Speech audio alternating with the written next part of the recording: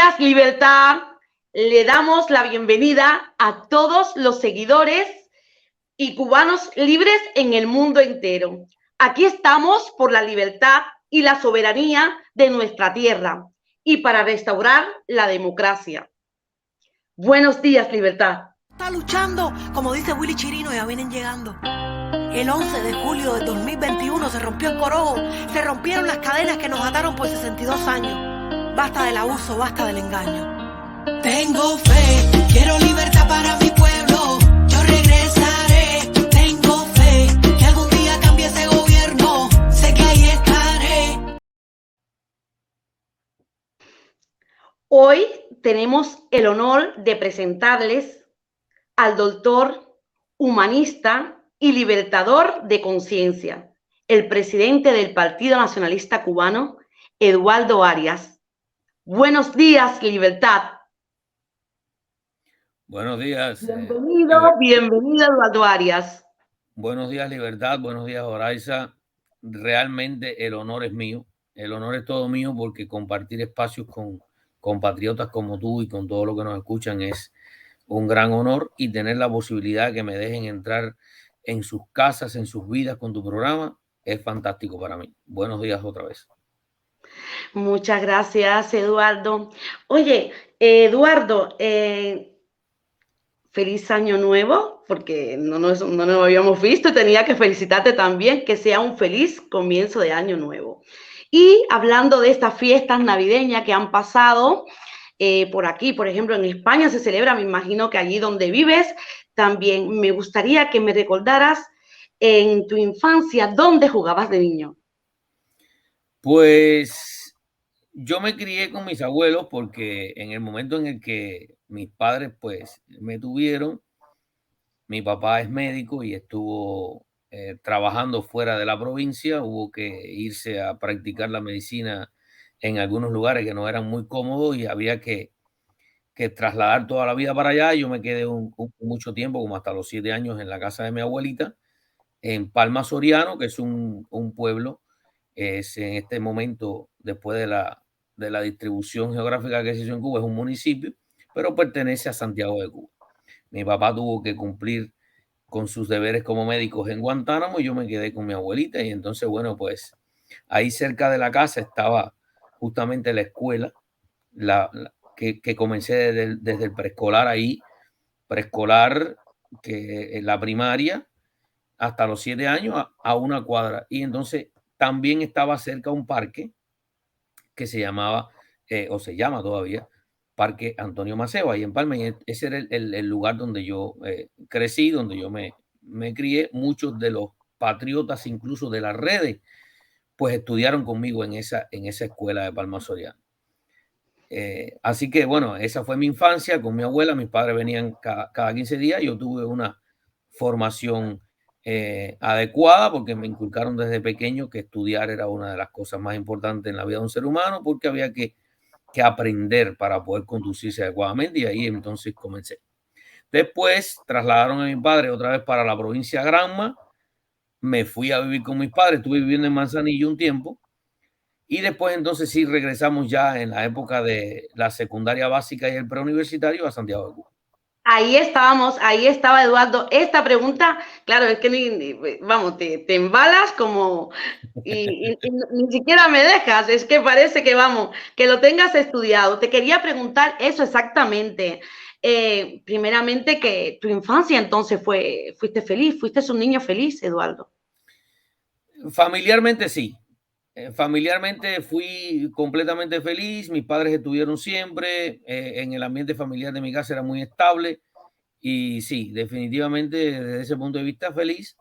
Claro que a raíz después de uno crecer, pues uno se da cuenta de que me faltaron cosas, como le faltaron a muchos niños cubanos, debido al sistema, pero en aquel momento uno no reconocía esas ausencias, porque que yo recuerde, pues yo hacía camiones con pomitos de ámbar, de color ámbar, de las medicinas. Hacíamos los rum rum, como le llamábamos, que era una chapa aplastadita con 2 orificios para que diera vuelta y jugábamos con eso. Bueno, estaba el papalote habitual que le llamamos. Recuerdo que en aquella época, y vale la pena hacerlo, el régimen comunista que ya gobernaba a todo el pueblo cubano, pues estaba el tema de los juguetes, con la época de Reyes, 6 de enero por ahí, que había un juguete principal, uno de menor calidad y otro de más chiquito, y aquello era algo que uno no lo entendía, pero uno estaba emocionado con el tema de los juguetes y los Reyes Magos. Esa era la infancia que teníamos. Y éramos felices dentro de aquella cosa que sabíamos que no sabíamos que nos faltaban otras, pero éramos felices. Sí, yo creo que sí, que la infancia fue feliz. Yo no estaba todavía afectado ideológicamente, ni tenía ninguna penetración, ni tenía ninguna situación en aquel momento desde el punto de vista político. Pues me imagino que en esos momentos, pues tanto tú como me explicas que realmente fuiste un niño feliz, sí, fuiste un niño que dentro de las dificultades que estaban en ese momento, pues hacías cosas, los juegos de roles como lo que era hacer juguetes con artesanía y todas estas cosas que también nos encontramos con los merolicos por ahí en la calle. Bueno, Eduardo, ahí sí que quería entrar. Ahora venía esta parte que me querías contar de tus estudios secundarios, universitarios. ¿Dónde los cursaste? ¿Cómo eran en esos precisos momentos? Bueno, la primaria, como te dije, en Palma Soriano. Después tuve una parte de la primaria en Manzanillo, hasta quinto grado por ahí más o menos. Después volvimos a Santiago de Cuba, donde sí ingresé en la secundaria básica, el preuniversitario y bueno, de ahí a la universidad. Lo que recuerdo que para entrar a la carrera de medicina, en el momento en el que yo estudiaba medicina, era muy estricto en aquel momento. Si no tenías una definición política acorde al régimen, no se podía optar por la carrera de medicina. Si tenías una afiliación religiosa en aquel momento, era también un impedimento para entrar a la carrera de medicina. En aquella época, que no se le dio mucha publicidad, precisamente porque iba en contra de las ideas, había algo que ahora lo recuerdo, bueno, lo he recordado, pero bueno, lo traigo a colación, que decía así: las universidades para los revolucionarios. Era una manera en aquel momento que muchos no entendíamos, habíamos crecido en ese ambiente, creímos que era lo normal, éramos jóvenes y no sabíamos que ya desde toda esa época era la manipulación, la discriminación. Se discriminaba mucho a los jovencitos de mi edad que venían de familias religiosas y que tenían que los padres en un momento determinado habían entrado en contradicción con el sistema.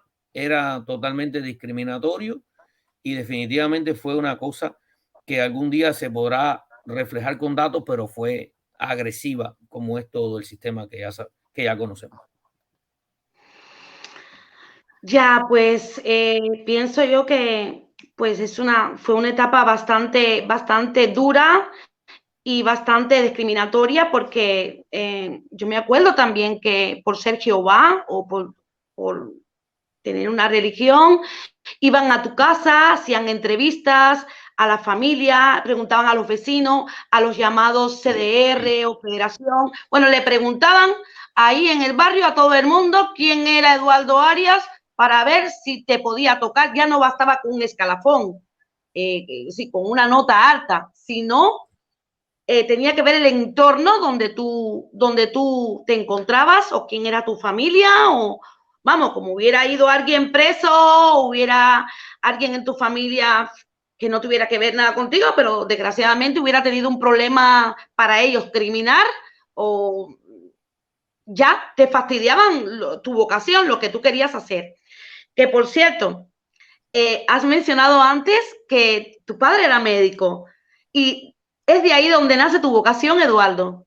Sí, mi padre, bueno, el reflejo del padre, pues influyó definitivamente en mi carrera, porque a los 2 años yo sí estuve un periodo con mi padre en la provincia de Guantánamo, en las montañas de Guantánamo, que fue donde él fue, y la convivencia del médico en el hospital rural, que es como se le llamaba en aquel momento, era prácticamente vivir en el hospital. Estaba la casa donde estaba el médico con su familia y ahí mismo estaba el hospital. Entonces, bueno, uno andaba como hijo del médico, las enfermeras, todo el mundo, pues tratando del hijo del médico, lo llevaban de aquí para allá. Y bueno, ya en esa época, pues yo participaba de esa manera en la actividad de mi papá y empezaron los primeros momentos de querer coger el estetoscopio para ponerlo y jugar con él como si yo fuera médico. Y eso forma parte de la infancia y ahí nace la vocación de estudiar medicina, que todavía la mantengo y es lo que hago en estos momentos. Bonita carrera y muy humana. Yo pienso que, claro, tu padre jugó un rol muy importante porque ver que ese niño se fijó ya tan pequeño en las andanzas con él, pues pudiste ver lo bonito del trabajo, ¿no? Pudiste esa admiración que sentiste por tu padre y tú dijiste, yo tengo que probar esto. Tengo que ver cómo es eso. Me imagino que es súper bonito. Eso todos los médicos, para mí, la humanidad que tienen los médicos y el coger esta carrera, que no es nada fácil, se está estudiando toda la vida, se está al cañón ahí, los médicos están ahí todo el tiempo. Eduardo, pero tú cuando terminaste los estudios, ¿trabajaste como médico directamente o ejerciste cualquier otro tipo de trabajo antes de empezar como médico? Digo yo, porque en Cuba a veces se encuentra con que no hay ni trabajo. Sí, no, en la época en que yo me gradué, no era esa situación. Nosotros terminamos la carrera de medicina después de... la carrera de medicina en Cuba ha sido...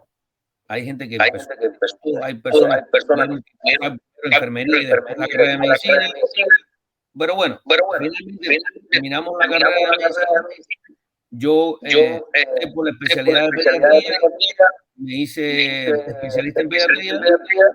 En ese periodo, que son 3 años después de graduarte de médico, pues, trabaja y estudia por la especialidad y posteriormente pues se desempeña como especialista donde ubique el sistema de salud del lugar donde te graduaste. Así que yo sí, inmediatamente que terminé, pues, seguí trabajando como médico y hasta el año 97, que es curioso porque en el año 97, y lo digo así públicamente, es el único acto de rebeldía importante que yo tuve contra el sistema en el año 97, que debido a la situación tanto familiar como económica, como la situación que ya yo apreciaba desde el punto de vista político, desde el punto de vista social que tenía la sociedad cubana, el pueblo de Cuba, yo decidí renunciar a ser médico para el sistema comunista cubano. Fuimos a la dirección de salud pública y renunciamos de plano y no íbamos a trabajar más como médico para la revolución cubana. Vaya tela, pues esto sí que es un honor también conocerlo y que la gente que te va a conocer y que te conoce ya, pues sepa que estas cosas en Cuba pasaron y tú la viviste en carne propia. Hubo coacción, hubo amenazas, pero sobrevivimos. Vamos, pero no hubo condena, ni hubo nada. ¿Qué fue lo que te hicieron? Sancionarme desde el punto de vista administrativo, mandarme a trabajar al campo. Hubo presión del sistema de seguridad cubano, visitas a mi casa, pero no hubo detención y yo sufrí prisión por esa causa. Bueno, gracias a Dios, porque muchos sí que seguro que en Cuba te pueden superar. Ya sabemos que hay muchos que están en prisión todavía, hay muchos que están siendo apresados y hay muchos que han perdido la vida en esta lucha contra ese régimen que tenemos que tumbar, como decimos los cubanos. Tiránico, que para nosotros es una tiranía fascista de triple amenaza. Eduardo, entonces me imagino que ya a pesar de esta parte tan triste y dolorosa que nos cuenta, porque para mí sí que es triste y doloroso pues escuchar esto, porque cuántos también cubanos no les habrá pasado anécdotas de estas, hasta incluso mucho peor. Entonces, en ese momento estabas en júbilo, eres un hombre todavía, bueno, todavía lo eres un hombre muy joven. Me imagino que en ese tiempo que empiezas tú a trabajar, a ejercer como médico, que estáis ahí con amigos, con colegas, ¿serán esos momentos que el amor tocó a tu puerta? Bueno, como todo hombre joven, tuve mis noviazgos en la infancia, en la medicina. No me casé por primera vez con una mujer que era médica. Y después, bueno, pues he seguido mi vida. Ahora en este momento estoy por acá, por los Estados Unidos, viviendo en pareja porque ya a mi edad hay que estar acompañado. No se puede andar solo por ahí para pero bueno, ¿has mantenido este amor o esto? No, esto no es de los primeros amores. Pero bueno, no tuve en mis relaciones anteriores, no hubo, que es lo importante, consecuencias desastrosas o separaciones muy dolorosas o de daño bilateral. No tuve esos problemas. Yo tengo hijos con la mamá de mi hija, que nos divorciamos porque no teníamos una convivencia, compatibilidad de caracteres, que es una de las cosas importantes. Pero a pesar de eso, pues mantuvimos la educación del niño conjuntamente, nos separamos cordialmente. Ella vive ahora en este momento en los Estados Unidos, mi hijo también, y hemos mantenido esta parte familiar conservada y afortunadamente todo ha sido bastante bien. Muy bien, Eduardo. Tú a tus hijos, ¿cómo le has ayudado a formar su carácter y personalidad? Bueno, una buena parte de la educación de mi hijo, yo no pude participar porque yo me fui de Cuba en el año 1999. Mi hijo tenía 3 años. Yo me perdí gracias al régimen, como muchos otros padres, como muchas otras familias que se han separado por esta causa y que se han perdido mutuamente en la convivencia por periodos largos de tiempo. Yo me pasé 10 años, 11 años casi sin ver a mi hijo.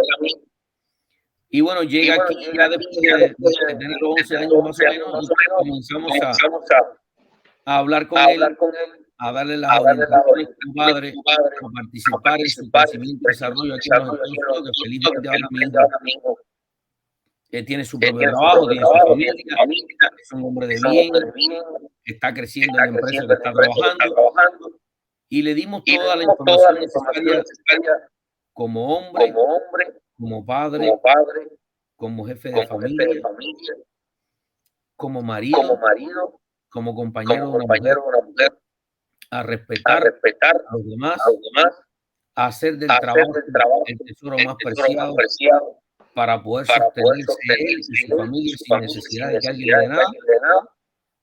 Desde el punto de vista político, por supuesto, lo orientamos en la misma línea que tenemos nosotros. Saber bien qué es el comunismo. Nunca le dije a mí qué tienes que hacer. Sencillamente, esto es de este color y esto otro es de este color. Esto trae estas consecuencias y esta otra trae otras consecuencias. En esta gozas o no gozas de libertad.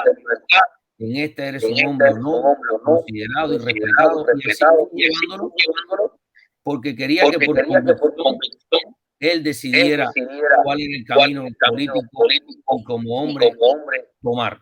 Afortunadamente estos consejos surtieron efecto. Mi hijo hoy es un hombre que vive aquí en los Estados Unidos, que es ciudadano norteamericano, que es republicano, que es anticomunista y que es un trabajador excepcional y está formando Eduardo, con qué orgullo. Y Sí, tú, y no sé igual si no te ves la cara, como te puedes ver la cara tú, pero me has dejado loca hablando así de tu hijo, porque claro, que puedes decir, pero si encima, porque hay veces los padres hablamos de nuestros hijos cara a otras personas, porque nunca, si queremos cegar esta parte, ¿no? De la parte fea o la parte de la adolescencia, cuando son majaderos, tú sabes, ¿no? Cuando tienes que regañarle, y tú dices, este niño, tal. Yo al mío, madre mía, el mío me come, yo me la paso regañándole, ¿no? Pero yo siento orgullo también, siento mucho orgullo. Cuando logran las cosas, sobre todo por ellos, porque yo siempre digo, tenéis que lograr las cosas por vosotros mismos, y cuando le inculcas esos valores, esto viene también de atrás, y cuando lo haces bien y encima sale la cosa bien, pues es una bendición, ¿no? Es una bendición. Como decimos, como también te puedo decir también, Eduardo, tus padres estarán orgullosos de ti. Cuéntame un poquito de tus papis. Por favor, cuéntame de tus padres. Mis papis tuvieron que adaptarse al cambio. Era el triunfo de la revolución jóvenes. Mi papá se hizo médico, estuvo a punto de ser incluido en el UMAP. No sé si tú sabes lo que es UMAP. Ahora no sé. La UMAP se llamaba así, Unidad Militar de Ayuda a la Producción. A saber qué es eso. En Cuba, donde obligaban a los jóvenes en 1965 y 1968 aproximadamente casi 25.000 hombres en Cuba, pues fueron recluidos, por decirlo de esta forma, casi constituyó campos de concentración en Cuba, cosa que no se conoce. Fueron juzgados por ingleses, fueron juzgados por homosexuales, fueron juzgados por su tendencia religiosa, y fueron expulsados muchos jóvenes de la universidad por esto. Y bueno, dentro de todo esto, mis padres son profesionales, mi mamá se graduó de contador público, pudieron sobrevivir este fenómeno. Y bueno, cuando yo empecé sobre los 17, 18 años, que me di cuenta que yo no iba acorde con el sistema, no era como yo en la vida, ni que la vida quería pues a pesar de que en aquel momento ellos nunca influyeron desde el punto de vista político para ponerme en el sistema, pero sí en ese momento se abrieron y coincidieron con mi manera de pensar, y por eso pues logré yo no tener contradicciones familiares. Nosotros no tenemos ese tipo de problemas. Mis padres incluso están acá en los Estados Unidos. Y para mí ha sido una escuela, mi padre y mi madre, y yo les agradezco mucho, porque quiero que tú sepas que cuando yo empecé a escribir el manifiesto del Partido Nacionalista Cubano, pues muchas de las cosas fueron consultadas con mi padre, y ellos, el 26 de agosto del año 2016, forman parte de las 8 personas que fundamos el Partido Nacionalista Cubano aquí en los Estados Unidos. Pues bravo por eso. Para aquí yo sabía que te tenía que mencionar a tus padres por algo. Te lo tenía que mencionar por algo porque sí, presidente futuro y querido presidente Eduardo Arias, es decir, yo tenía esa cosita que quería preguntarte, porque quiero que la gente conozca a este hombre luchador que tengo aquí delante de mí, y que tengo el orgullo y el honor de tener en Buenos Días Libertad.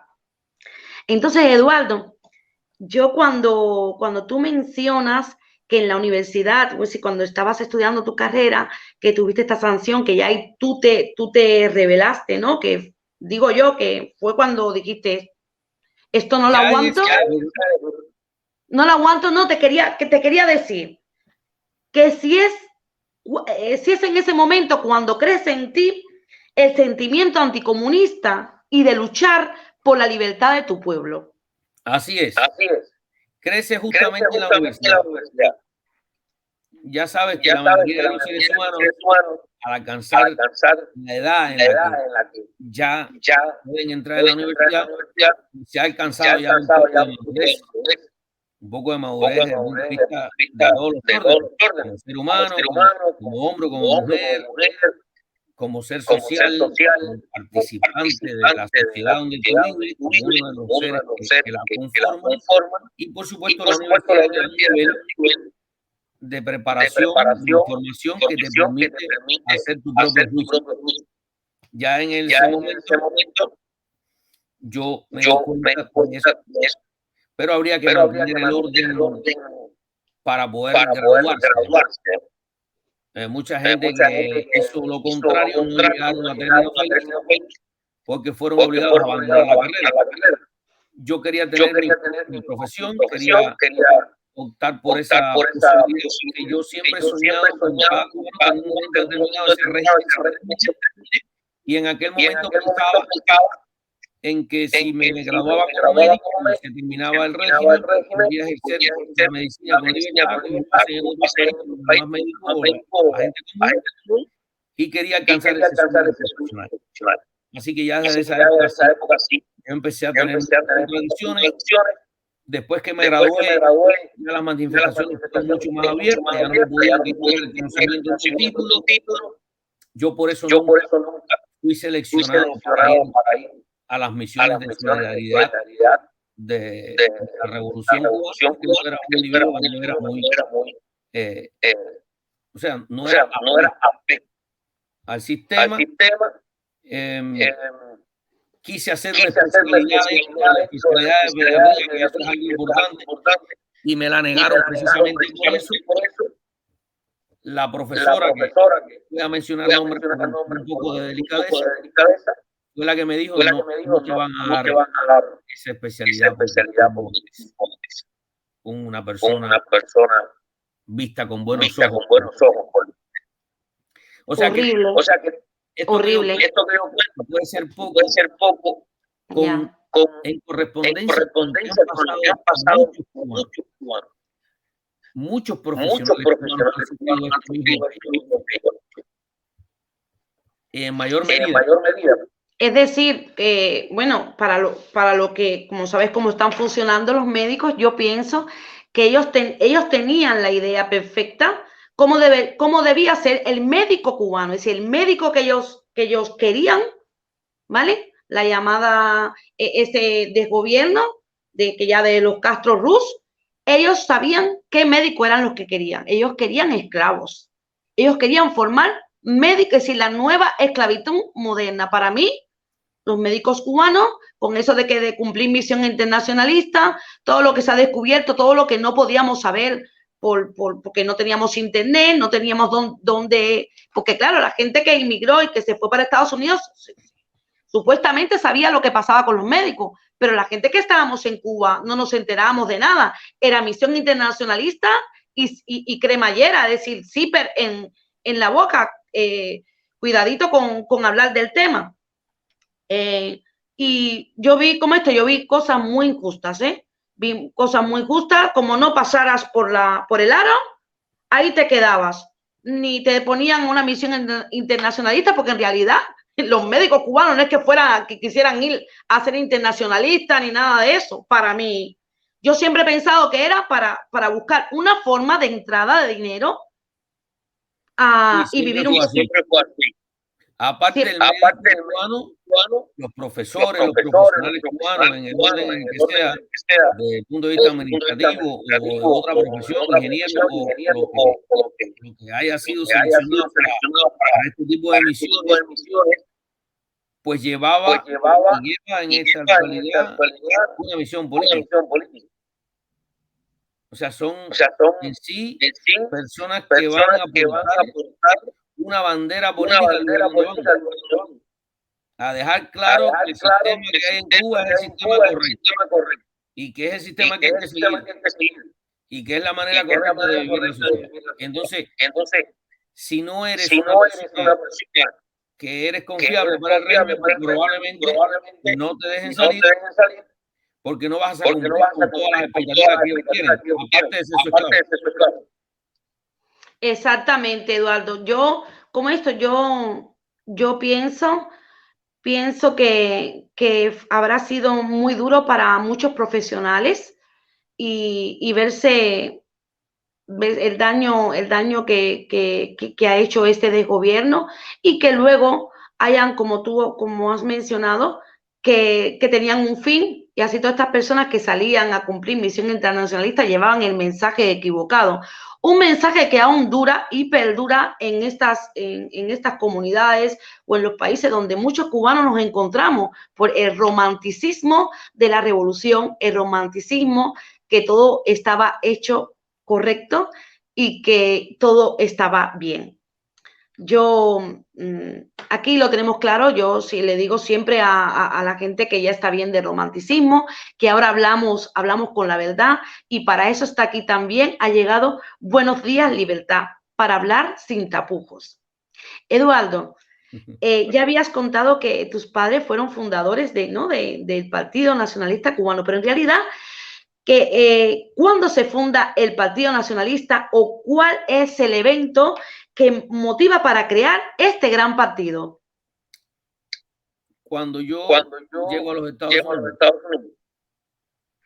y empiezo a conocer todo el manejo del exilio, las protestas,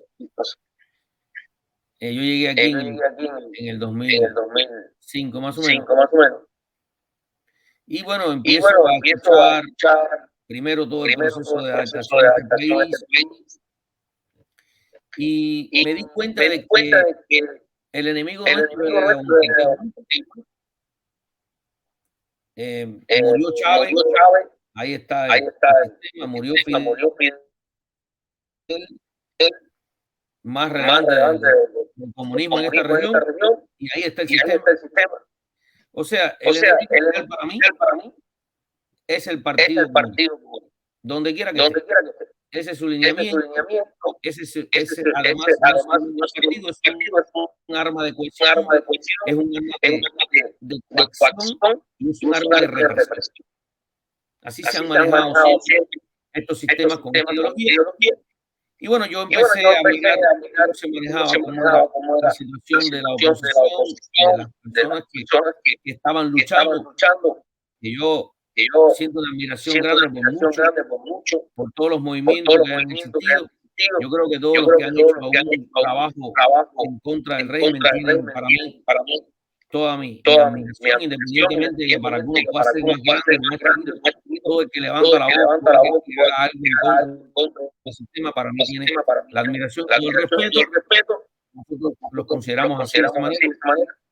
Y bueno, en el 2015 yo pensé que como era un partido político, el enemigo nuestro, deberíamos de tener partidos políticos.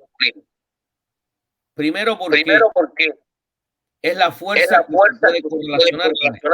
Necesitamos una ideología que vaya en contra de la ideología marxista. Necesitamos una línea política que vaya en contra, o que esté en oposición con la cara opuesta de la ideología marxista.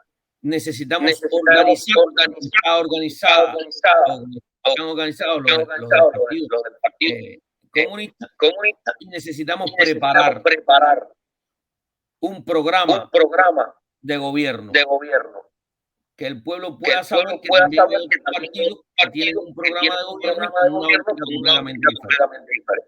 Y para lograr estas cosas era necesario tener un partido. Y entonces me dedico a partir del año 2015, aproximadamente el 8 de marzo, que lo recuerdo, no lo voy a olvidar jamás, me senté en esta misma que tú me estás viendo a escribir las primeras palabras de un manifiesto de un partido, con el objetivo de dárselo a conocer a muchos y ver si la línea política que estaba coincidía con sus aspiraciones, con sus sueños, con su manera de pensar, y comenzar a agrupar personas para la lucha momentánea para el futuro de la paz, que es lo que hemos hecho, intentarlo, y lo vamos a seguir intentando. Y entonces el 26 de agosto de 2016, un año más o menos después de esto, pues ya con personas identificadas y con criterios sobre el partido, pues nos reunimos y hicimos su constitución, y a partir de ese momento comenzamos a dar la publicidad, de las redes y hacernos presentes, y hemos ido creciendo poco a poco como cualquier otra organización, pero de lo cual yo creo que hemos logrado muchos seguidores. Eduardo, fantástico. Te iba a preguntar justo, pero es que es lo que te digo, tienes una capacidad, yo diría, ¿sería divino? ¿Será que es adivino? No. La verdad es que te iba a preguntar, ¿vale? Que cuáles eran los objetivos del Partido Nacionalista, pero he visto que me has mencionado un montón de objetivos ya, por qué este partido, ¿no? ¿Por qué era tan importante la creación de este partido? Lo has explicado bastante bien, y espero que nuestros seguidores puedan entender. Sí, yo ahí voy a agregar una cosa.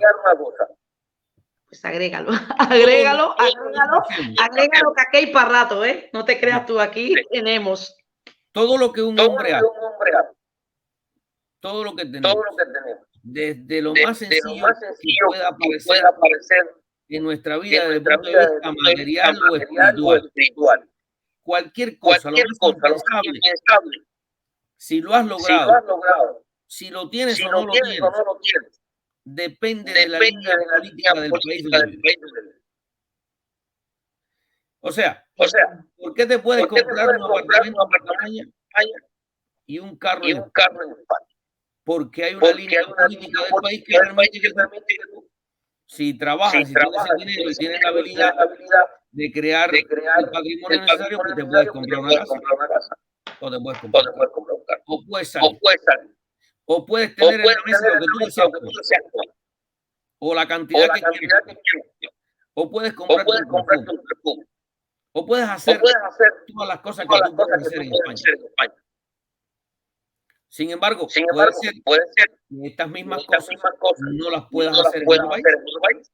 Ponemos como ejemplo, porque la línea política no permite eso. ¿Qué quiere decir?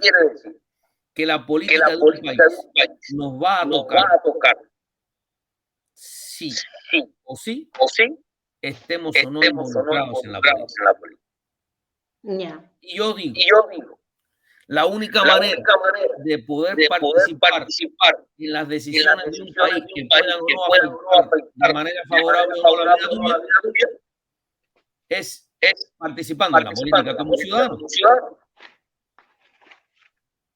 Y por eso la importancia de que nosotros como ciudadanos nos integremos a la política. Y las organizaciones políticas que hasta el momento nos permiten esto son los partidos políticos.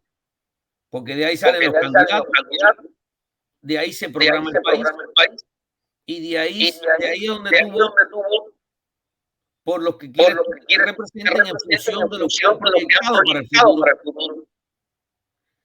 O sea que un hombre debe leerse el programa de los diferentes partidos que hay en todos los países donde tenemos esa posibilidad y esa libertad, porque ahí está todo lo que viene. Ahí está toda la progresión que tú vas a hacer tu vida. Y porque la única manera que tenemos de ejercer nuestra soberanía es así. Decidimos nosotros con el voto delegar el uso de la soberanía nuestra en un representante político. Le estamos diciendo: tienes mi autorización para decidir. Por eso es tan importante saber qué es soberanía, saber qué es poder constituyente, saber qué es exactamente el voto, cómo votar. No por quién votar, por quién votar tú eliges, cómo votar, cuál es el que debes dar a qué cosa votar, para entonces estar complacido con nuestra decisión. ganemos o no, porque hay veces que tú votas por un candidato, que es lo que tú crees que debe ser, pero no gana. Pero bueno, el ejercicio te permite intervenir directamente en la sociedad. Y eso es la importancia que tiene, entre otras, podemos después en otra oportunidad hablar un poquito más profundo de la importancia de los partidos políticos como organización, pero yo lo que quiero es transmitir la información de qué vamos a hacer nosotros como ciudadanos.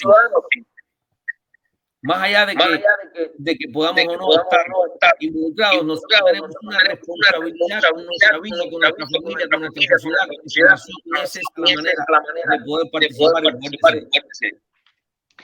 Muy bien, Eduardo. Yo quería, como esto, argumentar un poquito en el sentido de que los cubanos,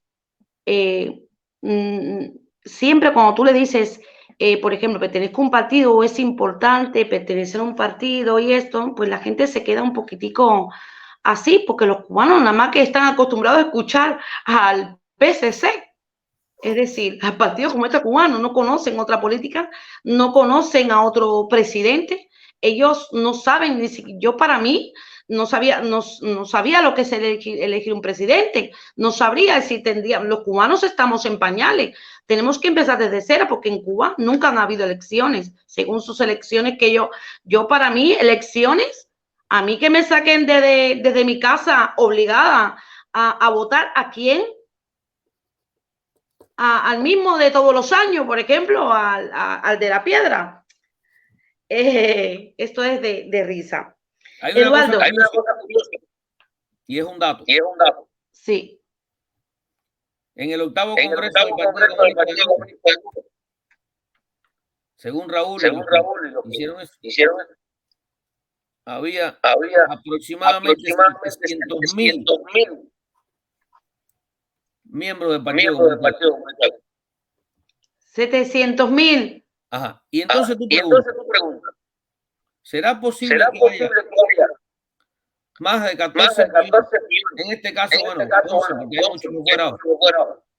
11 millones a no entrar en el detalle de exactamente cuántos son, que voten o participen en los comicios de un partido que ellos ni son miembros de la organización. Porque son solo 700.000. Hay 11 millones de cubanos que votan o que van a votar o los que vayan a votar. Vamos a decirlo así. Por un partido que no son miembros y que no los representan. Mira tú qué curioso. Ya. Un dato curioso. Pues sí que es curioso, Eduardo. Eduardo, ¿tú nos puedes contar un poco del anteproyecto que presentó el Partido Nacionalista Cubano en la primera cumbre de Cubanos Libres en Bruselas? Sí, nosotros creemos que es importante tocar esos temas. Porque cuando se produzca la caída del sistema, y no vamos a analizar las causas, cualquiera, el país necesita una estructura administrativa transitoria que haga 3 o 4 tareas importantes para definir qué va a pasar en el país. Debe de estabilizar el país, garantizar la paz interna, la paz externa, el mecanismo económico para subsistir. ¿Por qué? Porque en ese momento no hay programa. Ni está el programa comunista, ni está ningún otro programa porque no hay ningún otro gobierno que lo haya hecho. O sea, son tan importantes estas personas que para mí son imprescindibles.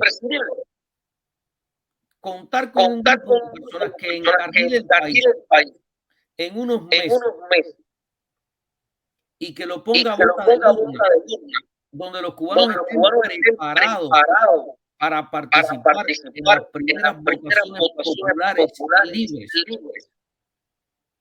Es algo grandioso, pero inconmensurablemente grande y de una responsabilidad que no puede medirse.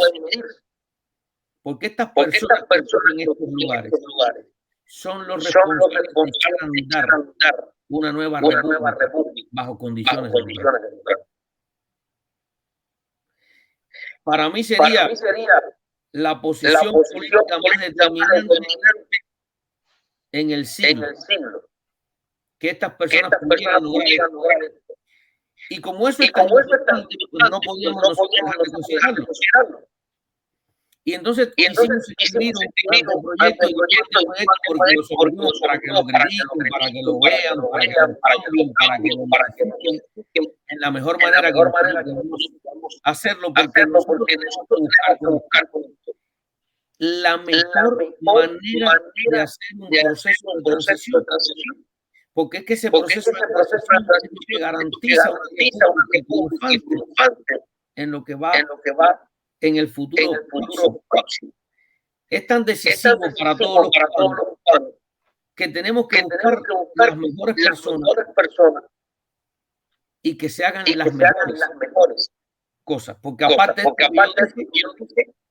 hay que hacer una ley transitoria electoral. Hay que hacer una ley transitoria de partidos políticos, porque hay que concursar, ver cuáles son los partidos políticos que se van a presentar. Hay que establecer planes de desarrollo, hay que hacer una distribución transitoria geográfica, geopolítica del país. Hay que establecer los distritos electorales. Hay que habilitar las campañas electorales presidenciales y no solamente presidenciales, sino de toda la nación, porque hay que ver los alcaldes, los gobernadores, no sé cómo le van a poner, pero hay que prever una estructura gubernamental para sustituir absolutamente todo el sistema comunista. Es un trabajo enorme de responsabilidad ilimitada. Un trabajo de que no está habituado el cubano de a pie. Exactamente, hay que hacerlo. Yo digo que Cuba está totalmente en pañales y esto los cubanos tienen que saberlo. Tienen que saberlo.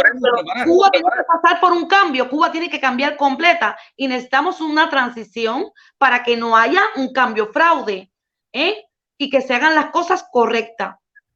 Con el pueblo, con la voz del pueblo, que sea todo legalmente limpio y transparente. Eduardo, ¿puedes contarme un poco? El detallito, entonces, si no esto, lo voy a decir de manera sencilla, porque esto es algo que podríamos dedicar incluso un programa completo. Escribimos un anteproyecto donde queremos que participen todas las organizaciones de la oposición. Porque para mí todas las personas tienen importancia. La misma importancia. No importa si la organización es más grande o más chiquita. Es una parte representativa del pueblo cubano que quiere expresar su voluntad y cómo quiere que se actúe en el futuro. Y por eso abrimos ese proyecto donde cabe todo el mundo, donde hay una representación de cada una de las organizaciones a formar parte de esta estructura que puede sustituir en estos primeros meses y probablemente un año y 8 meses la estructura actual y lograr esa transición y poner el país en condiciones de que se hagan elecciones. Ese es todo el objetivo de este proyecto. Que se logre una transición y que no quede nadie por considerar lo que está pensando. Es decir, que usted aquí deja claro que este anteproyecto se ha expuesto con los cubanos libres, pero están todos los cubanos, todos los opositores, todas las organizaciones, todo lo que haya, todos los movimientos, todos los cubanos, está este anteproyecto para que lo conozcan, lo lean, lo miren, lo estudien, porque esto lo tenemos que aprender todos los cubanos. Todos los cubanos tenemos que saber que tiene que haber una transición. Y entonces el Partido Nacionalista ha sido pienso, ¿no? O he escuchado que ha sido el primero que ha presentado este objetivo como anteproyecto, es esta transición como anteproyecto. No creo que ¿No? No, o sea, ha habido muchos intentos de una estructura transitoria. Lo que probablemente en el concepto de que participen todas las organizaciones seamos lo que hayamos dicho, vamos a buscar un consenso, vamos a crear una estructura, porque como esto no es una estructura que va a ser por el voto popular, al menos tiene por el consenso de la mayoría de la organización y de la gente que está en oposición, porque de hacerlo de otra manera podríamos dejar a alguien fuera. Y no queremos que se quede un solo cubano fuera. Queremos que participemos todos. Pues me parece muy bien porque sea todo consensuado. Habrá gente que estará de acuerdo y habrá gente que no está de acuerdo. Para mí entender, el que no está de acuerdo, para mí está sobrando. Cuba necesita una transición y evitar el cambio fraude. Nosotros tenemos una frase. La decisión del partido se originó ahí en la conversación. Cuba necesita hombres y mujeres que se responsabilicen por su futuro. Fíjate la palabra que se responsabilicen por su futuro. Y esta frase está pronto. Si fallamos en prepararnos, nos preparamos para fallar. Bien dicho, presidente Eduardo Arias, bien dicho. Bien dicho, porque es verdad que tenemos que mirar, yo lo digo, porque Cuba dice, la gente hace lo que quiere, la gente dice lo que quiere, hay falta de empatía, hay falta de esto, hay falta de lo otro, pero en realidad tienes que buscar tu libertad, tu propia dignidad y de cada cual. Esto es responsabilidad de cada cual, porque nos pasamos los cubanos allí o aquí, incluso nos los pasamos poniendo excusas a todo, como si la libertad la tuviera que buscar solo una persona o un opositor o un presidente, futuro presidente como usted. Bueno, Eduardo, ¿puedes contarme un poquito o cuéntame, aunque sea un proyecto que tengas el Partido Nacionalista Cubano para este 2023? Tenemos varios proyectos. Muy importante. Ya sé que siempre estás en eventos y cosas. Sí, claro que sí. Tenemos este proyecto que se originó el año pasado, pero lo vamos a llevar a cabo ahora. De nuevo, vamos a impulsar esto de que la gente lo conozca, que participe con nosotros. Tenemos el foro de Miami, que hemos estado participando en, prácticamente estuvimos toda la convocatoria, lo estamos llevando a cabo. Porque recuerda que de los cubanos por eliminar el régimen que está allí es una lucha internacional. Derrotar el régimen cubano de todo lo que hay en Latinoamérica y en el mundo con su expansión es una lucha internacional que nos toca casi igual, por decirlo, en la misma medida a los cubanos, a los nicaragüenses, a los venezolanos, los colombianos, los brasileños, porque han sido atomizadas, han sido infectadas todas las sociedades con este sistema. Por lo tanto, el foro de Miami es un elemento muy importante. Tenemos este año que terminar el programa de gobierno que queremos presentarle al pueblo de Cuba. Ese es un proyecto grande. Tenemos el proyecto de organizar la estructura interna del Partido Cubano dentro de Cuba. Terminar de organizar la estructura internacional del partido. Que el proyecto esté en diferentes países y comunidades de Europa, incluso de América Latina. Y hay uno o dos proyectos que no hemos completado para la inmigración y para el soporte de los no los quiero informar acá porque sabes que nosotros no nos gusta crear falsas expectativas, pero son dos proyectos cuales que voy a mencionar con la inmigración. Vamos a insistir en las relaciones con partidos de otros países para propiciar un soporte migratorio de los cubanos que andan por el mundo pidiendo asilo político y necesidades disímiles, sean o no miembros del partido.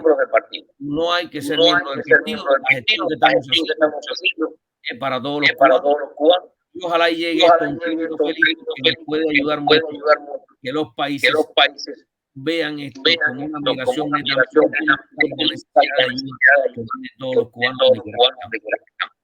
Qué interesante, Eduardo, me parece súper interesante porque los cubanos que estamos desperdigados por, yo qué sé, por todo el mundo, no tenemos apoyo.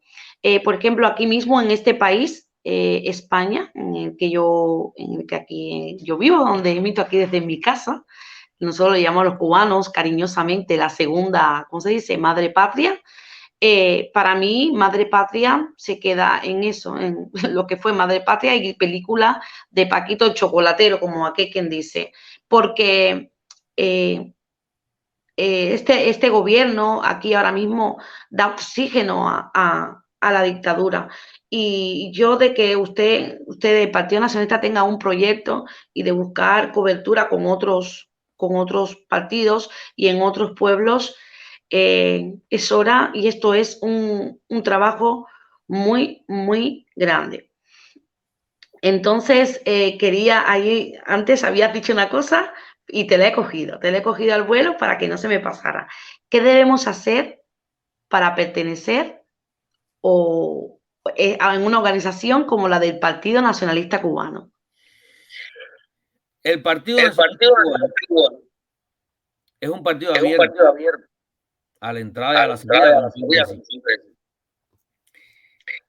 La única condición para pertenecer al partido es identificarse con su línea política y entrar por convicción. En resumidas cuentas, nosotros no hablamos para convencer a nadie. Hablamos para que los que se convencen, los que están convencidos, sepan que no están. Por lo tanto, es muy sencillo. Tenemos la página nacionalistacubano.com. Ha estado en refacción en estos últimos tiempos. Yo creo que ya falta poco para que esté completita, pero ya es útil, ya las personas pueden entrar, irse familiarizando con la página, porque nosotros vamos a abrir el nuevo periodo de inscripción probablemente en febrero. Así que para todos los que nos están escuchando, a partir de febrero se va a reabrir el proceso de reinscripción para poder pertenecer al partido y poder colaborar con nosotros en toda esta preparación política que queremos hacer. ¿Por qué lo decimos así? Porque el Partido Nacionalista Cubano, como probablemente muchos otros partidos, es una organización política privada al servicio público. Y nosotros, los miembros del Partido Nacionalista Cubano, trabajan para toda la sociedad cubana. El programa que creamos es para toda la sociedad, para los que están a favor y también para los que están en contra. Porque no lo hacemos desde el ángulo de un partido solamente. La línea política es clara, pero nos queremos programar debe ser para que la vida de los cubanos sea una vida honorable, de respeto y de libertad. Eduardo, y esto puede ser cualquier, a ver, quiero decir, cubano dentro y fuera de la isla, en cualquier parte del mundo, porque los cubanos estamos en cualquier parte del mundo. Cualquier cubano que se acerque a la página del Partido Nacionalista Cubano, pues ahí se entrevistan con ustedes le pasan toda la información. Puede ser de cualquier parte del mundo. O tiene que ser, por ejemplo, si un ciudadano español quiere pertenecer al Partido Nacionalista Cubano, ¿puede? Puede. Nosotros hemos conceptuado que probablemente de la misma manera que tú te has hecho para España, que eres cubano, te naturalizaste española, vas a participar dentro de la política española y te vas a afiliar a un partido. Nosotros vemos también eso. ¿Por qué restringir la entrada de un individuo que no es cubano, que no nació, pero quién sabe si esa es establecida la empresa, quiere vivir en Cuba y quiere estar afiliado a otro partido? Pues creo que con este concepto permitimos que cualquier persona que aunque no sea cubano, que se interese en el partido, puede estar participando junto con los cubanos en la construcción de nuestra futura república. Exactamente, exactamente, Eduardo. Eduardo, ¿por qué es tan importante que el pueblo cubano conozca y acepte la Constitución de 1940 como la única base legal que tenemos para poder restaurar la democracia en Cuba? Eso es una pregunta que probablemente haya que explicarla muchas veces. Porque primero los cubanos, es que antes de que la oposición tomara la fuerza que tiene, los cubanos muy poco sabían qué era una constitución. Y tampoco le daban mucha importancia porque las constituciones en estos 65 años son constituciones impuestas. O lo hace o lo hace. Como probablemente en la mente de un ser humano esté el hecho de que si de todas maneras lo tengo que hacer en verdad, que ni siquiera me lo leer. Y todo eso ha dado un desconocimiento del derecho constitucional, de lo que es una constitución, de la importancia que tiene la constitución. Y muchas veces, pues la mayoría de los cubanos no saben de esto, pero afortunadamente hemos contado en los últimos años con muchos cubanos que se han dedicado a hablar de la Constitución de 1940.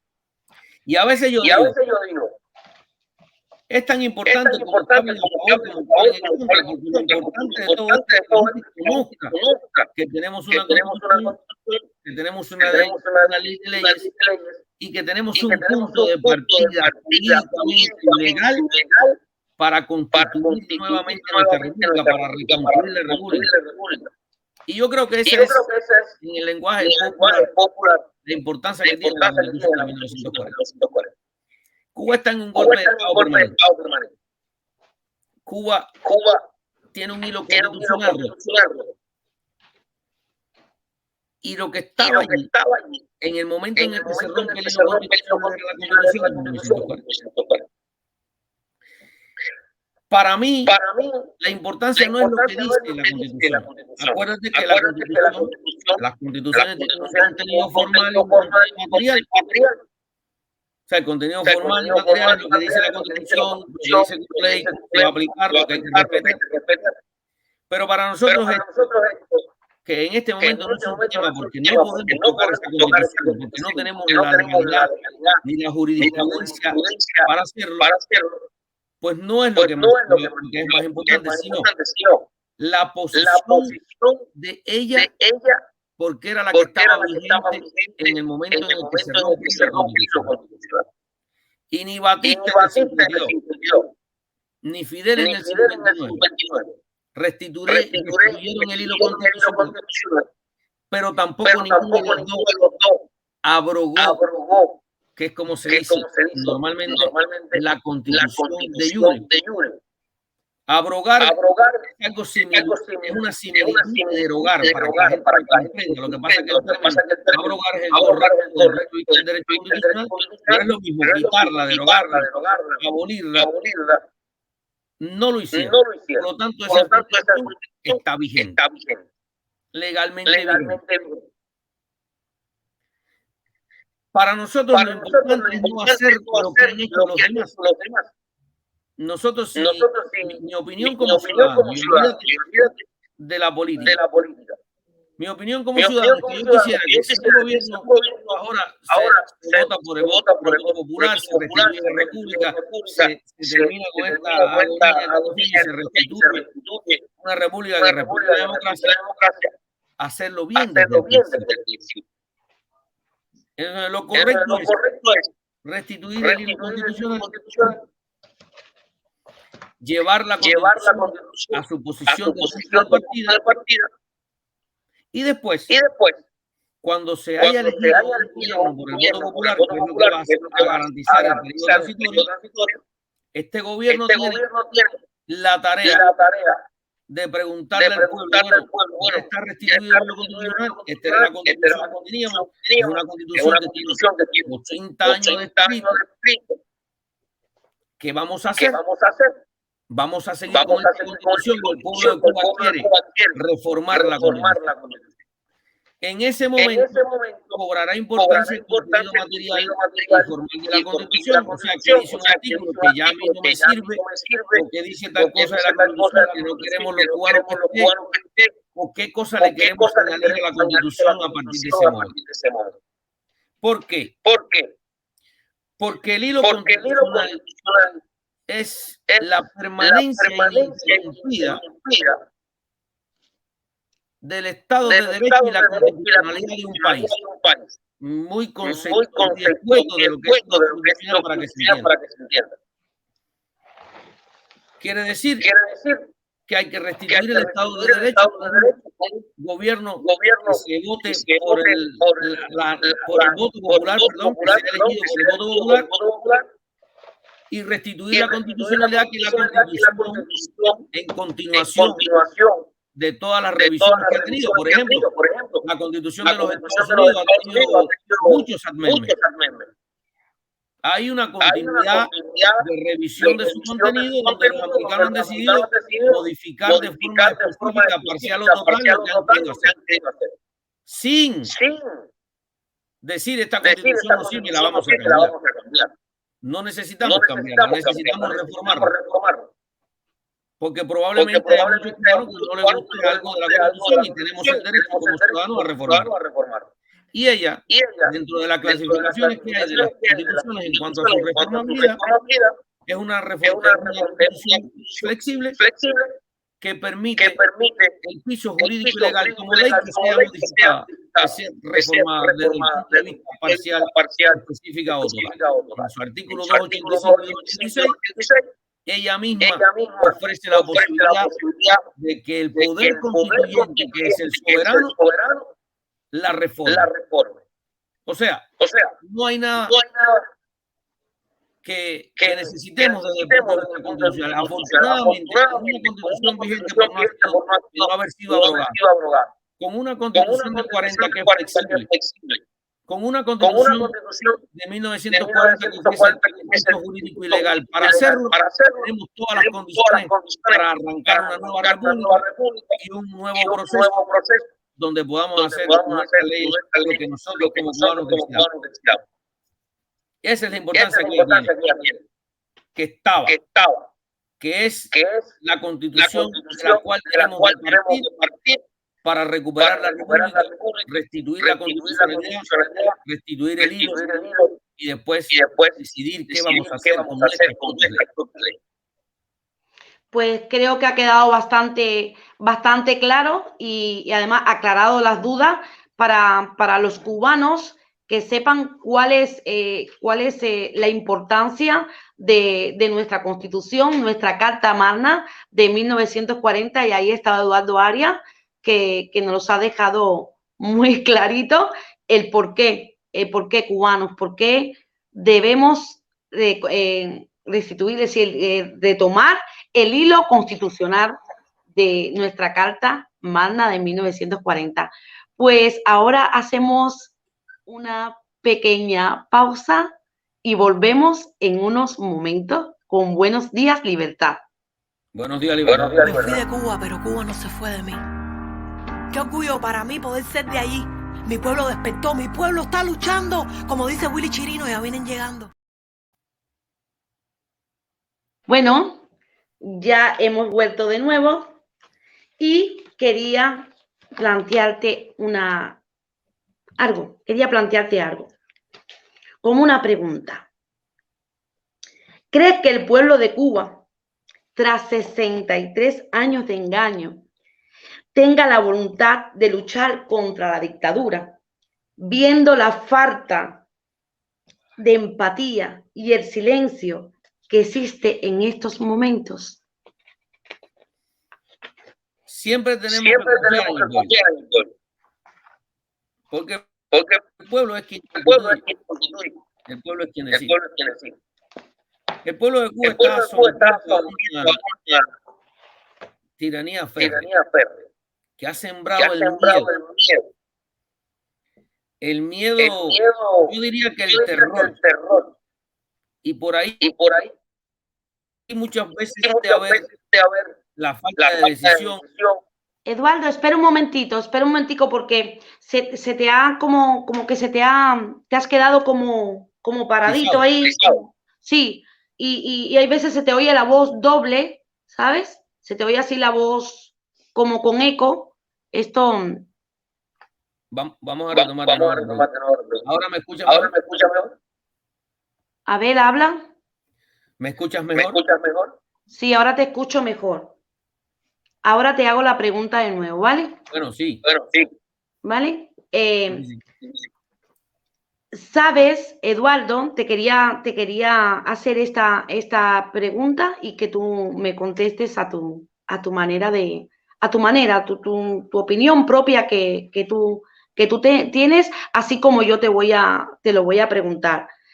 ¿Sabes si el pueblo cubano está preparado para perdonar y perdonarse a sí mismo, para entrar sin odios, sin rencor en esta nueva era de la libertad?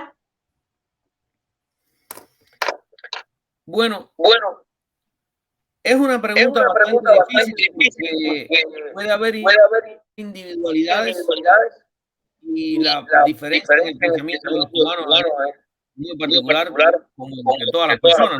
No pensamos todos iguales. Pero yo creo que una vez caído el régimen, todo el pueblo de Cuba tiene una tarea importante. Tenemos que reconstruir el país, tenemos que reconstruir nuestra propia vida. No podemos convertir en venganza en este momento. Es el momento de reconstruir todo. El Partido Nacionalista Cubano tiene propuestas de ley donde la justicia debe ocuparse de aquellos que no podemos perdonar, de aquellos que de una forma u otra tienen una deuda con el pueblo de Cuba y la tienen que saldar.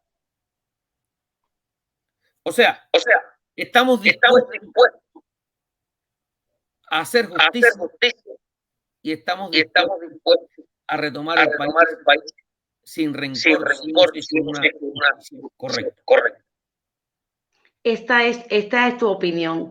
Está muy bien, y creo que me apunto contigo porque no, lo tengo claro. Muy bonito esta reflexión que acabas de decirnos. Eduardo, ¿crees que el pueblo, ahora sí, crees que el pueblo de Cuba, tras 63 años de engaños, tenga la voluntad de luchar contra la dictadura, viendo la falta de empatía y el silencio que existe en estos momentos? La tiene. El pueblo de Cuba tiene esa voluntad. Faltan algunos elementos. Necesitamos organizarnos un poquito mejor. Necesitamos ofrecer mayor confianza a una gran parte del pueblo en que el paso que vamos a dar garantiza una vida diferente y una estabilidad distinta y un futuro muchísimo mejor. Pero sí existe la voluntad. Y yo estoy seguro que esa voluntad que está siendo forjada ahora en este momento va a ser muy grande este año. Y estamos confiando en que este sea el último año del lockdown. Hemos trabajado en eso. Las diferentes organizaciones de la oposición siguen trabajando en eso. Ahora mismo se van a seguir haciendo estas cumbres de cubanos libres. Vamos a estar llegando al consenso. Y el pueblo de Cuba es un pueblo creativo, es un pueblo trabajador. Cuba ha demostrado lo que hemos salido y hemos estado en libertad. Y cuando de verdad estemos convencidos de que esa libertad es lo que nos ha hecho ser lo que somos fuera de nuestra patria y que podemos hacerla dentro de nuestra patria, pues sí creo que va a existir esa voluntad y ya estamos esperando que en cualquier otro momento se vuelva a producir un nuevo 11 de julio y que este sea definitivamente la muerte del sistema. Yo sí confío en el pueblo. Libertad para el pueblo cubano. Libertad para el pueblo cubano. Pues aquí sabes que aquí llevo una organización que se llama Cubanos por el Progreso y la Integración aquí en Valencia.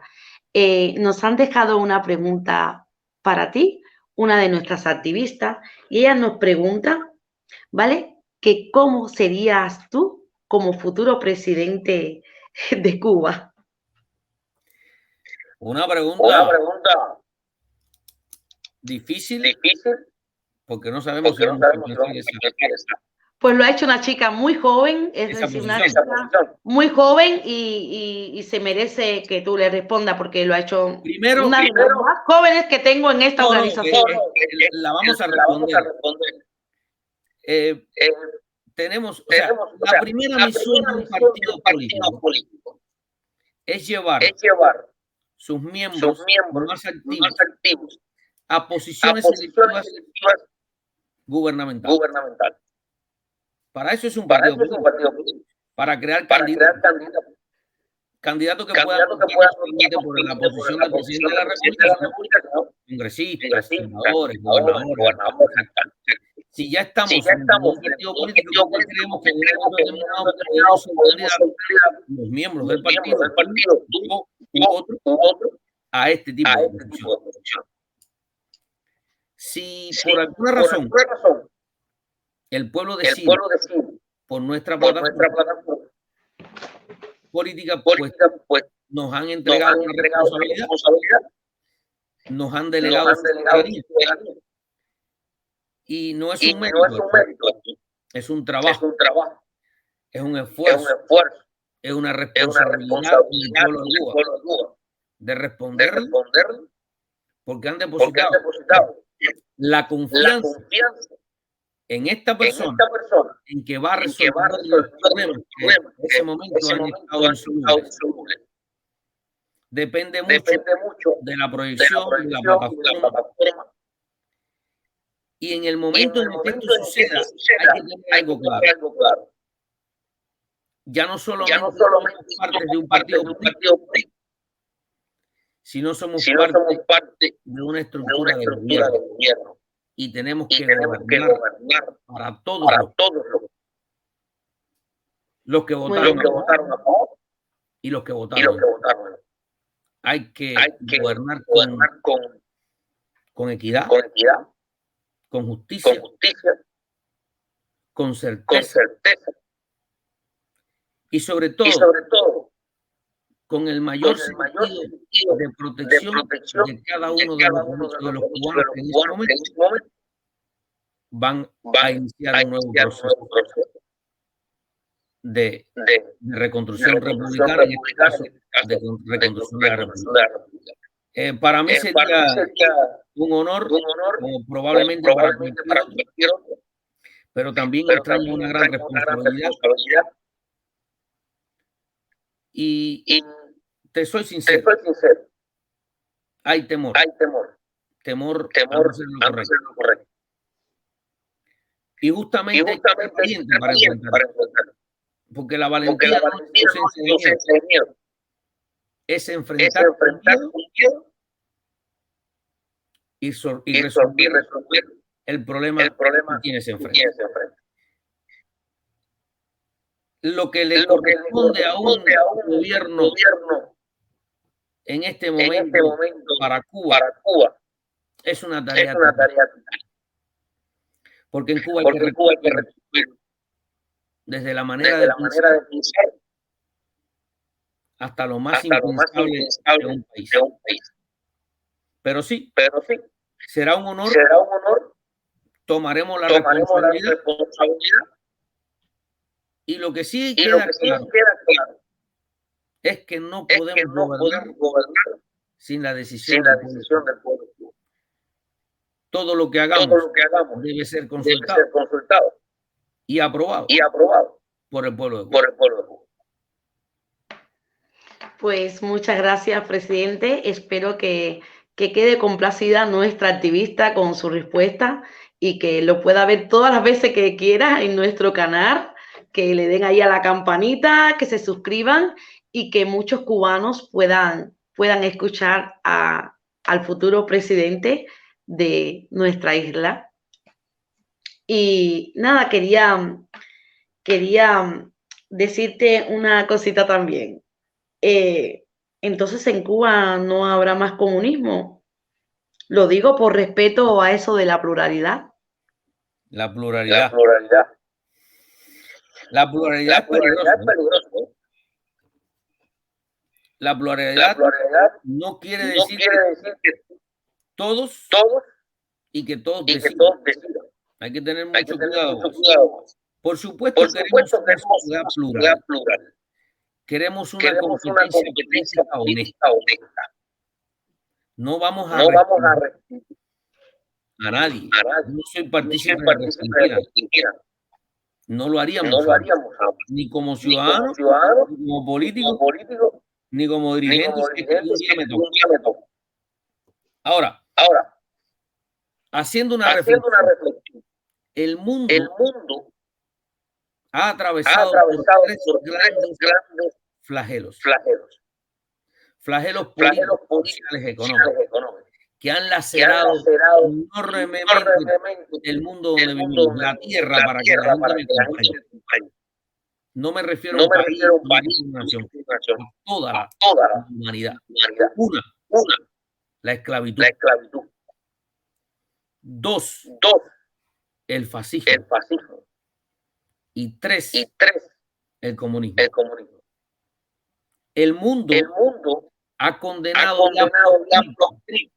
ha prohibido a dos de estos flagelos, la esclavitud y el fascismo. Y tenemos que hacer lo mismo con el comunismo.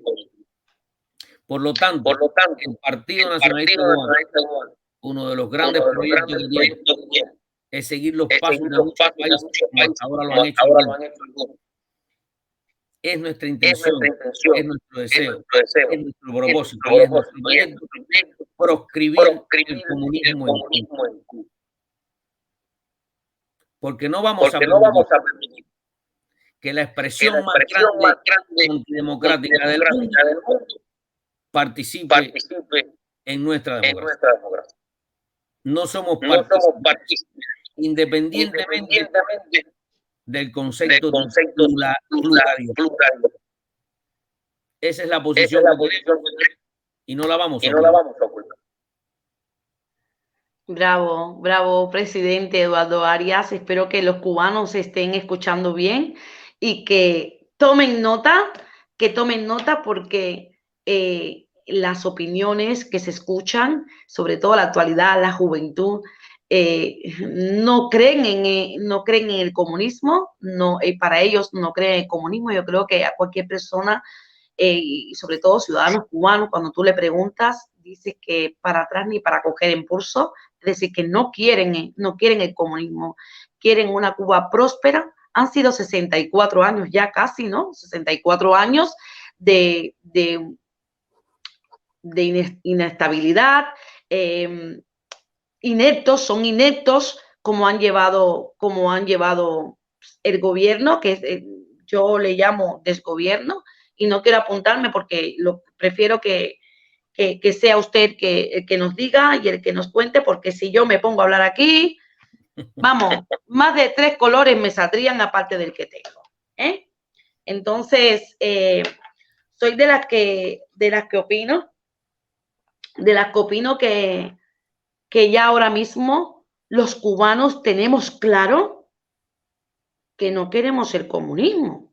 Es que no lo queremos, pero ni aquí ni en ninguna parte. Ya todo el mundo sabe que eso no funcionó, que es toda una mentira, que parece que nos quieran estos dictadores que salen por ahí, parece que lo que nos quieran es a los pobres. Mientras más pobres, ahí, que somos los que mantenemos la dictadura, lo digo, mientras más pobres y mantenemos la dictadura. Este es mi pensamiento, es mi opinión y no me van a coger por cuello, pero yo opino así. Esta es mi opinión. Aquí esto es Buenos Días Libertad y podemos hablar sin tapujos. Que hay veces yo esté tranquilita, será por el horario, pero me gusta soltarme y me iré soltando, ¿eh? Cuando vaya cogiendo confianza, ¡ay! Agárrate. Esto es ahí al principio porque estoy así un poquito y le estoy cogiendo el tranquillito.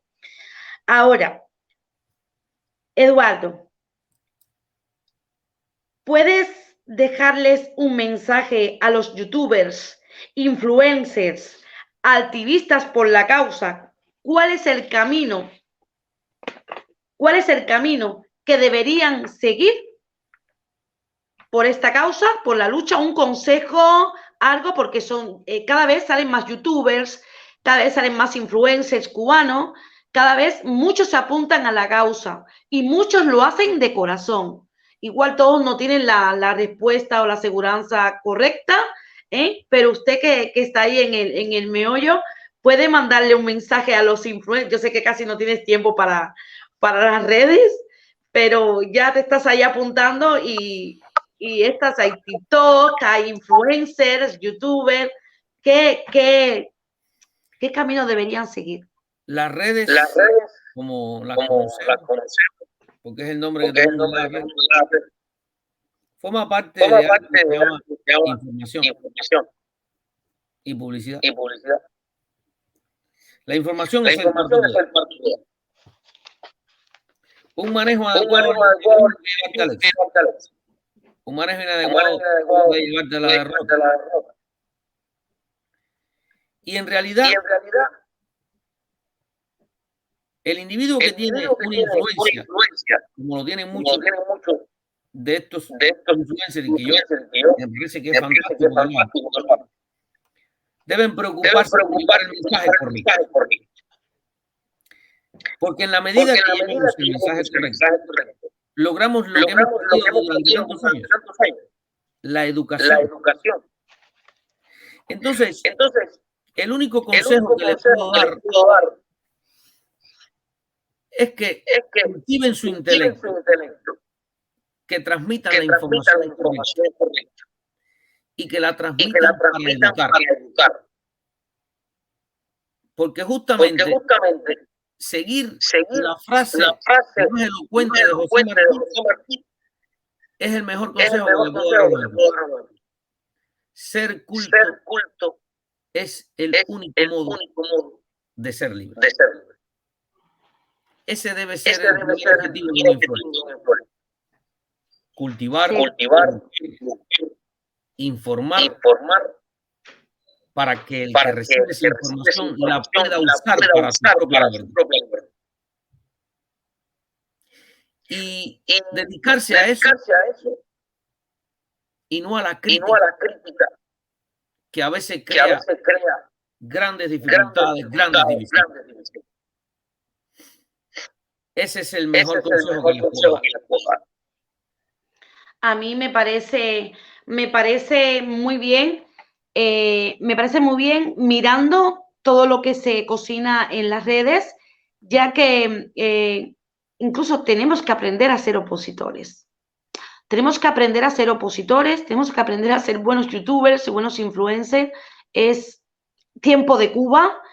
Es tiempo de Cuba, ya que nadie nos garantiza en los medios de comunicación los sucesos, los acontecimientos, lo que pasa el pueblo cubano.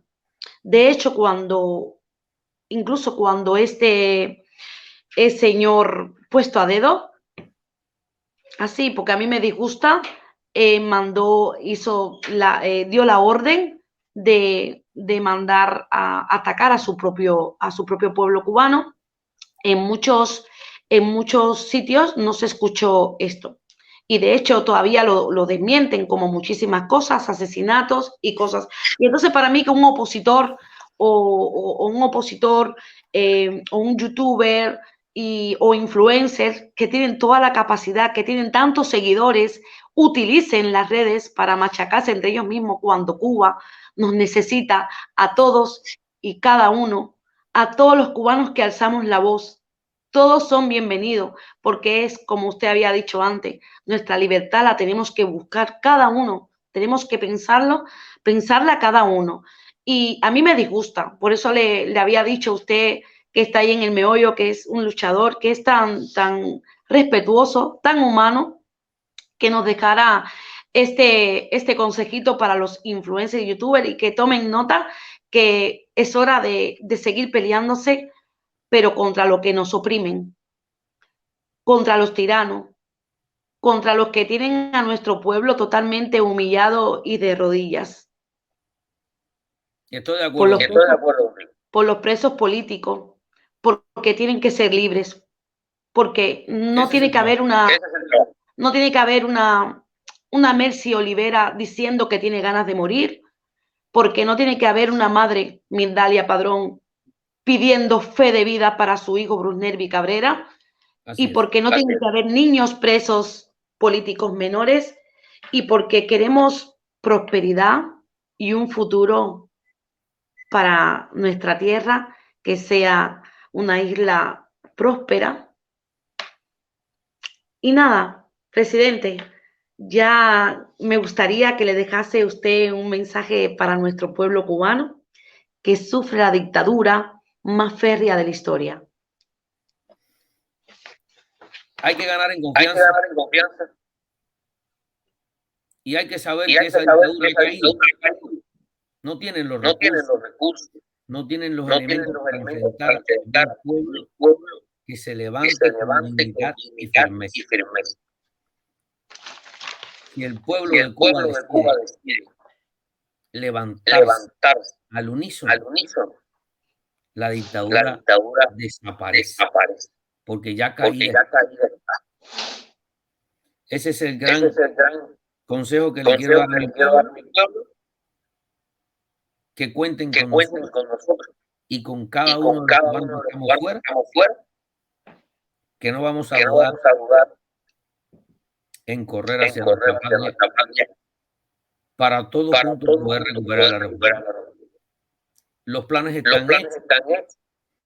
Estamos dispuestos a discutirlos con los cubanos, a adaptarlos a nuestras necesidades, a trabajar todos juntos el futuro que tanto ansiamos. Por eso siempre les digo que lo primero que hay que decir es arriba la patria. Arriba la patria, presidente Eduardo Arias. Mira, casi estamos llegando ya, acá, ya hemos finalizado. Te voy a despedir con un abrazo fuerte, pero quería decirte algo muy, muy gracioso, que bueno, muy gracioso, pero no es tan gracioso. Pero a ver si te atrevías. Los cubanos le dicen al puesto a dedo sin. ¿Usted cómo terminaría la frase? Yo digo el principio. A presidente puesto a dedo. Gao. Ese es Eduardo Arias. Muchísimas gracias. Espero que haya otra próxima y feliz que hayas estado aquí en Buenos Días Libertad. Arriba la patria. Un gran espacio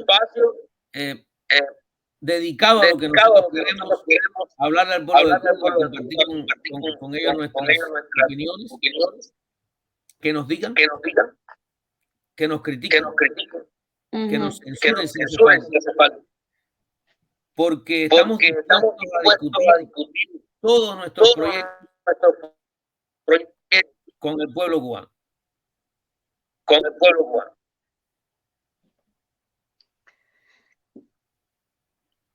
Se queda como trabado. Ya está. Se queda como trabado.